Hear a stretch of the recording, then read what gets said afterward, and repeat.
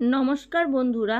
আমার এই যে ভিডিওটা তোমাদেরকে এর আগের ভিডিওটা দেখিয়েছিলাম ব্যান্ডেল জার্নির, সেই ব্যান্ডেল জার্নির সেকেন্ড, এটা হচ্ছে পার্ট 2। কেননা এই যে ব্যান্ডেলের আমাদের যে 3 দিনের জার্নি ছিল সেটা কিন্তু একটাতে যাবে না।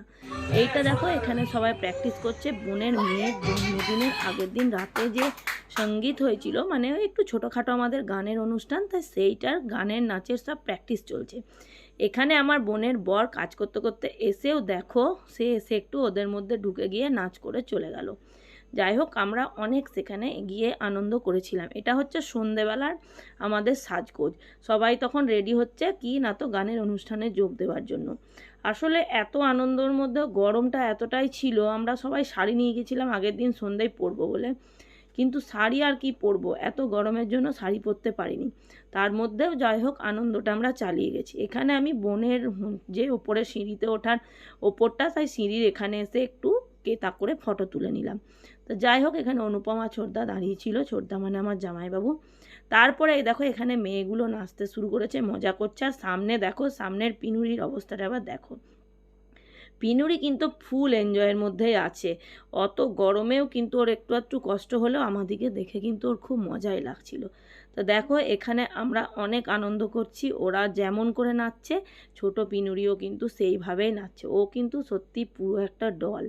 এখানে ঝমও বসে আছে। আমরা সবাই এবার এরপরে একে একে যোগ দিয়ে অনেক আনন্দ, নাচ গান করেছিলাম। এখানে অনুপম কখনো মাইক নিয়ে গান করছে, কখনো দীপ গান করছে। এইভাবেই কিন্তু আমরা সন্ধ্যের মধ্যে যে 1-2 ঘন্টা আমরা যে এনজয়টা করেছিলাম। দীপ আমার কাকার ছেলে, দীপের গানের গলা খুব সুন্দর, দীপও খুব ভালো গান করে। দীপ অনেক গান করেছিল, তাই দীপ অনেক গান করার জন্য আমরা হয়তো দিদি গান করেছিল, আমিও পাশে দিদির সঙ্গে বসে দিদিকে সাহায্য করেছিলাম। সবাই মিলেই কিন্তু এইভাবে মজাটা করেছিলাম ছাদের ওপর। সন্ধ্যেবেলা রোদটাও পড়ে গেছিলো, ওয়েদারটা খুব গরম না হলেও একটু ঠিকঠাক হয়েছিল। তাই এ দেখো, অনুপম সমানে কিন্তু এখানে দীপের সঙ্গে মজা করে যাচ্ছে। এটা একটা ঘরোয়া সঙ্গীত অনুষ্ঠানের মতন যাই হোক হচ্ছিল। আর এখানে অভ্র গিটার শেখে না, তাও গিটার নিয়ে একটু মজা করছিল, ফটোটা করছিল। আমার দিদির ছেলে খুব ভালো গিটার বাজাতে পারে, সেও গিটার নিয়ে অনেক গান টান করেছিল। তাই দেখো, আমরা এখানে অনেক মজা করছি, আনন্দ করছি। এইভাবেই আমাদের কিন্তু আগের দিন সন্ধ্যেটা জমজমাটভাবে কেটেছিল। আর আমার বোনের বাড়ির মানে ওদের পাড়াটার আশেপাশে যারা থাকে তারাও সবাই এসেছিল, তারাও অনেক মজা করেছিল। এখানে এরা বোনকে নিয়ে মেরে পেয়ারে বেহেনা বলে যে গানটা, সেই গানটা কিন্তু এরা দুজন করেছিল, খুব সুন্দর। এদের গানটাও নাচটাও ভালো লেগেছিল। তো এইভাবেই চলছিল আমাদের আনন্দ। এখানে বোনের একটা বান্ধবীর মেয়ে, সে এসেছিল একটু পরে, কিন্তু সে খুব ভালো নাচ করে, তাই তারও একটু ভিডিও আমরা নিয়ে নিয়েছিলাম। আর এরা কিন্তু ইচ্ছে, আর আমার বোনের মেয়ে, এরা কিন্তু ওর সঙ্গে প্র্যাকটিস করেনি, তাও ওর দেখে দেখে কিন্তু নাচটা করছিল। ওই আর কি, তিনজনে মিলে একটু মজা করছিল। তারপরে আমাদের হয়ে গেল জমজমাটি নাচ। যে যেদিকে পারছে সে সেদিকের একটা হুল্লোড় নাচ শুরু করে দিয়েছিল। আর ক্যামেরাম্যানও কিন্তু চলে এসেছিল, ক্যামেরাম্যানও কেউ ডাকা হয়েছিল যে এইগুলোকে একটু তোলার জন্য। আর পিনুরি দেখো, পিনুরি কিন্তু তখনই এর কোলে, তখনই ওর কোলে, কোলে তো থাকছেই না, ওর নাচ করতেই বেশি ভালো লাগে। আর এখানে অভ্র ওকে ঘাড়ে তুলে নিয়েছে।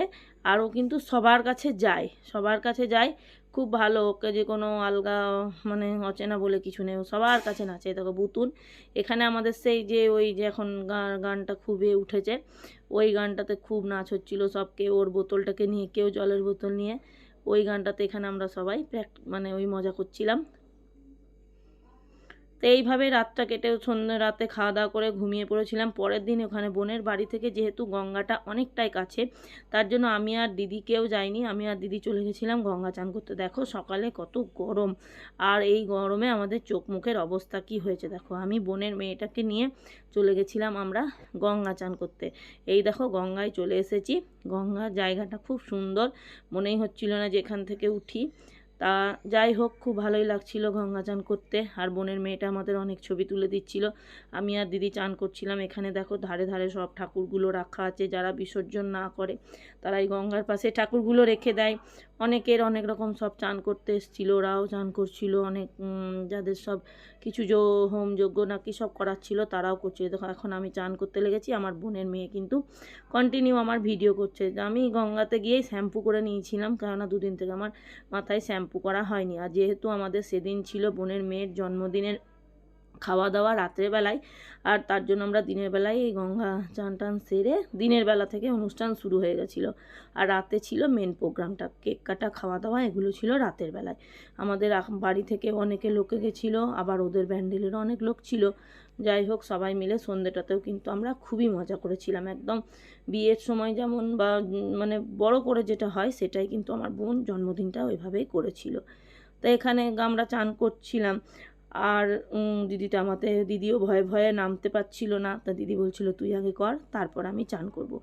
এই ভিডিওটা দিতে আমার একটু দেরি হয়ে গেল বন্ধুরা, তার জন্য একটু সরি, কেননা দুদিন আমি একটু খুব ব্যস্ত ছিলাম।